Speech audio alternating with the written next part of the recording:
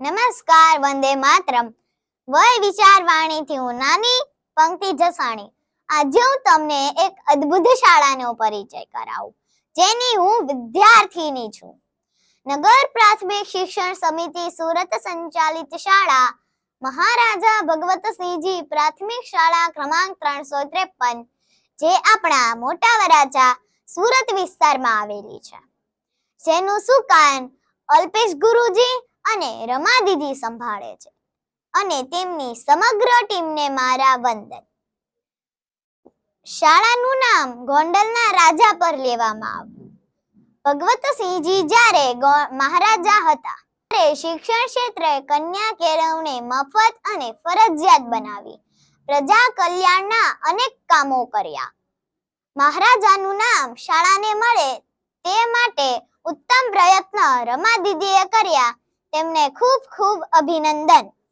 મોટા વરાછા સુરતમાં જેમની સ્થાપના વર્ષ 2022-23 કરીને પ્રજા કલ્યાણ અને શિક્ષણ ક્ષેત્રે ખુલ્લી મૂકી.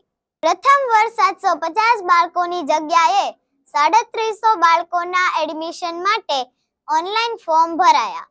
છે ને ગર્વની વાત, ડિજિટલ વેલીમાં ટેકનોલોજી સાથે શિક્ષણ, જૂની પરંપરા મુજબ સંસ્કાર, રમતગમત, બાલ કેળવણી સાથે સ્પર્ધાત્મક પરીક્ષાની તૈયારી પણ કરી. ગુજરાત રાજ્ય દ્વારા લેવાતી MMST પરીક્ષામાં 100% રિઝલ્ટ સાથે 5 બાળકો મેરિટની યાદી સ્થાન પ્રાપ્ત કરે છે. આટલું જ નહીં, બધી બાબતમાં બાળકોના વિકાસ માટે આગળ રહેતો અમારી શાળાનો સ્ટાફ. હા, એક વાત તમને કહું, PSCમાં પણ 5 બાળકો મેરિટની યાદી સ્થાન પ્રાપ્ત કરે છે.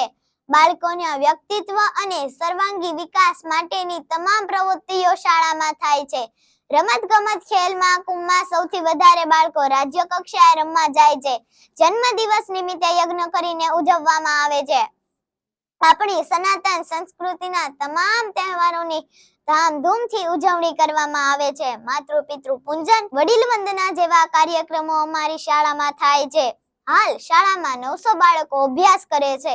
અત્યારે વેઇટિંગ હોવાથી નવા સત્રમાં બપોર પાળીના 1 થી 8 ના 2 ક્લાસ શરૂ થાય છે.